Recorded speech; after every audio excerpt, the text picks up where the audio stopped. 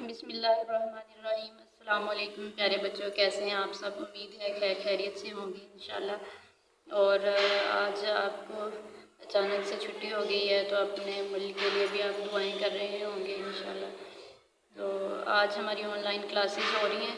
तो आज हमने इसकी 3.3 एक्सरसाइज करेंगे मैथ्स की, जिसमें हम फर्स्ट और सेकंड जो क्वेश्चन है इसका वो अभी डिस्कस नहीं करेंगे, क्योंकि ये एक डिटेल टॉपिक है, तो हम इसको क्लास में डिस्कस करेंगे। आज का जो हमारा काम है वो हम स्टार्ट करेंगे क्वेश्चन नंबर 3 से। क्वेश्चन नंबर 3 है, if G of X is equal to 3x + 2 and H of X is equal to x² + 1 then find. ये हमें उसने फंक्शंस दे दिए हैं दो, और ये फर्स्ट वाला जो है वो लीनियर फंक्शन है। लीनियर फंक्शन क्यों है? क्योंकि इसमें x की जो हाईएस्ट पावर है वो 1 है। और सेकंड वाला जो h ऑफ x है वो हमारा है क्वाड्रेटिक फंक्शन। क्वाड्रेटिक फंक्शन कौन सा होता है? जिसमें x की हाईएस्ट पावर 2 होती है। तो उसने हमें ये दोनों g ऑफ x और h ऑफ x दो फंक्शंस दिए हुए हैं, और साथ ही यहाँ पे ये वैल्यूज़ लगा लगा के हमने x की इनको सोल्व करना है। हर पार्ट में उसने x की डिफरेंट वैल्यू दी है। जैसे यहाँ है g ऑफ 0, तो ये वाली जो 0 वैल्यू है ये किसकी है? वैल्यू है x की। इसको जाके हम पुट करेंगे यहाँ पे, x की जगह पे इधर भी पुट कर देंगे, इधर भी।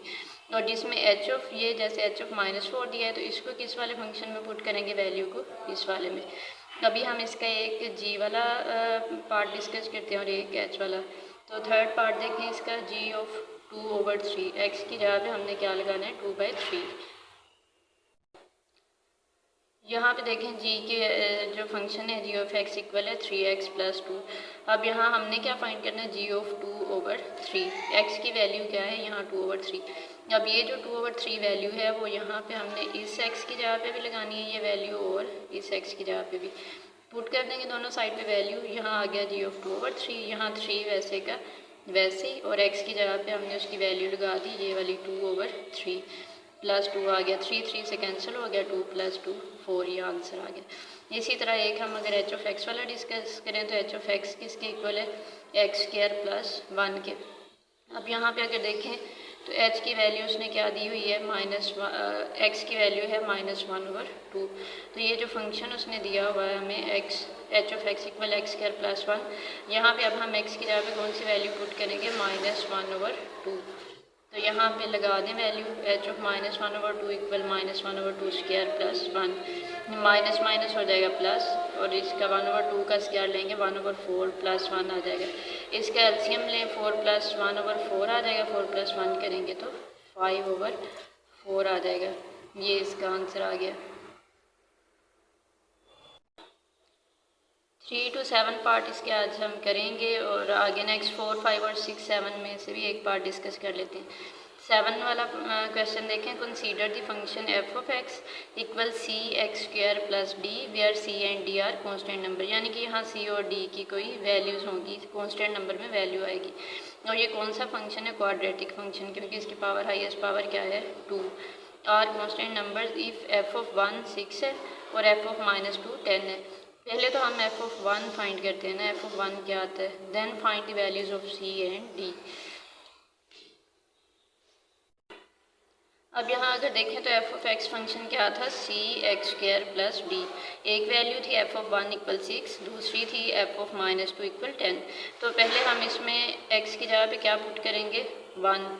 यहाँ पे इधर भी 1 पुट कर देंगे, और यहाँ भी 1 लगाया। f ऑफ 1 इक्वल x² की जगह पे, x की जगह पे आ गया 1, 1 का स्क्वायर क्या होता है? 1।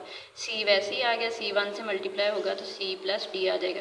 दूसरा उसने कहा था f ऑफ 1 की सारे की वैल्यू क्या है? 6। तो इस f ऑफ 1 को हमने सारे को रिप्लेस कर दिया 6 के साथ। इसी तरह इस साइड पे f ऑफ -2 है, तो पहले x को रिप्लेस करेंगे -2 के साथ। यहाँ भी x की जगह पे -2 लगाएंगे, और यहाँ भी x की जगह पे -2। यहाँ -2 2 2 ज़ा हो जाएगा 4।